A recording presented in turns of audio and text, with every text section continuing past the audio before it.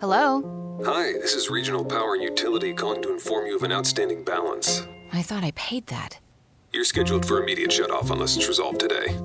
I can help you make your payment right now. Learn to pause, reflect, and protect yourself from scams with the help of the AARP Fraud Watch Network. Nice try.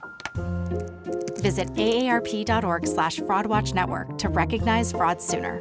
This podcast is supported by the original organic bedding and bath brand, Koyuchi. As soon as I found out we were going to have a baby, I wanted to make sure that whatever we slept on or came into contact with was safe from toxins or anything harmful. So I bought Koyuchi sheets and towels. Koyuchi was exactly what we needed. Not only are they certified organic to the highest standards, they're also just amazing. We have the Koyuchi Organic Crinkled Percale Sheets. They're 100% organic cotton and woven to be naturally cooling, super soft, and breathable. And I honestly just sleep better with them. Of course, now our baby registry has a lot of Koyuchi on it too. Crib sheets, blankets, and a snuggle sack. All the best for him or her. Everything we have from Koyuchi feels good, looks good, and is safe for our whole family.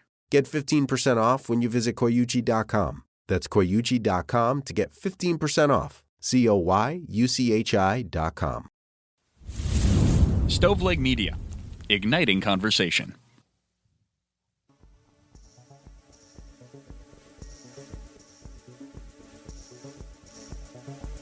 Welcome to True Crime to Go. What can I get for you?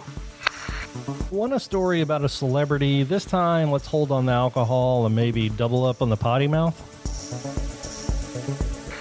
Pull up to the second window and we'll see you next crime. Welcome to True Crime to Go. I am John here with Jamie. I love the music theme this week. Yeah, I mean, we could make an entire podcast out of this. There's so many stories of musicians getting in trouble. And, you know, we talked about it a little bit with the Randy Travis case, but everybody has their problems in their lives. But these people have the spotlight put on them. And here we are turning the spotlight up. Well, how dare we? Yeah, I mean, Randy Travis, one of my favorite country music musicians of all time. Not going to lie, back in the day, your boy kind of liked some rap. And 50 Cent was one of those guys I would listen to, along with DMX and Nelly and some others. But 50 Cent, I mean, he's talked about getting shot before, so let's dig into that, right? Yeah, this isn't that extreme as far as somebody getting shot. 50 Cent is actually named Curtis Jackson, and he was arrested during a Caribbean festival. Not for assault, not for drugs, not for any gunshot. Go ahead. If I had not researched this with you, this would have been a fun game of guess the crime. I would have never guessed this. You never would have guessed that he was actually arrested for profanity.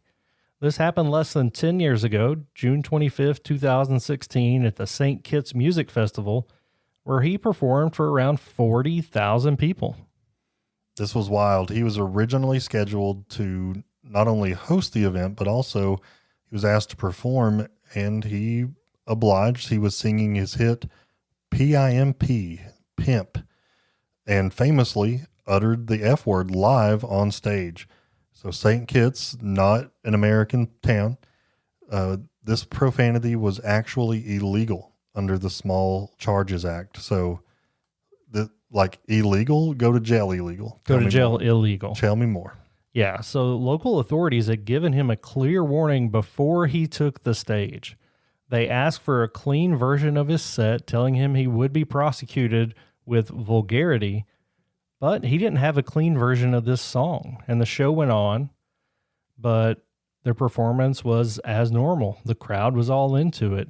The DJ didn't mess with the track, so 50 Cent delivered the lyrics as they were written in full force.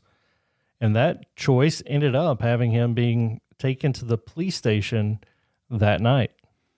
So backstage, officers were ready. They moved in. He was arrested. He was taken downtown, and he was booked and detained immediately after the performance. By court the next day, he'd pay the fine and would be released. He reportedly left the country shortly after, reportedly promising to leave that place or to leave the MFers in the United States if he ever returned. Yeah. to leave the MFers. So leave him saying that word in the United States if he ever came back. It may seem overblown, but profanity laws in St. Kitts are no joke. This count is considered a misdemeanor, and there's precedent there. You mentioned DMX. He faced a similar charge there in 2003 for indecent language during a performance. It's crazy how something as routine as lyrics can get you in trouble for these things.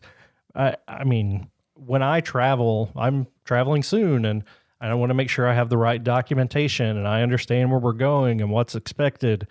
Not cussing would never enter my mind as a law. Again, they warned him before he went on stage, but I don't know. It doesn't seem crime worthy to me. It doesn't. I don't think neither one of us would have anything to worry about, but like, what do they say over there if they stub their toe and they're not living right with the Lord? I mean, you could end up stubbing your toe and get arrested at the same time. Talk about a bad day. This is wild to me. I wonder, I would love to do some deep dive into their crime statistics. Does this mean they have a lower crime rate, or are the cops there very busy with burglaries, thefts, and also this feels like a hall monitor in school. Like, hey, you said a bad word, go with me. Dude, you could just hang out at the right intersection, write tickets, and make a fortune getting people to pay those fines off. Just think if we fined people for that in a big city. You traveled recently. I'm going to a big city soon. In traffic, people are screaming at each other. Your government would be the most wealthy government of all time if you fine people for cuss words in the United States. Well, we are trillions of dollars in debt, so maybe there should be a new law on the books. Let's get a start with that. But yeah, 50 Cent arrested, not for violence, not for getting shot, shooting anybody, just for saying a bad word. There was a lyric in a song that everybody knew. Yep. I bet the whole crowd sang it with him too. They should have arrested everybody.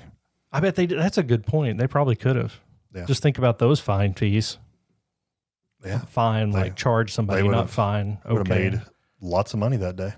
That is 50 Cent. That's going to wrap up our music week here on True Crime to Go. But like I said, we could go for years on this with musicians and 50 Cent. We could probably do a couple more on him. But that's going to do it today for this crime story in 10 minutes or less. Would you like crime with that?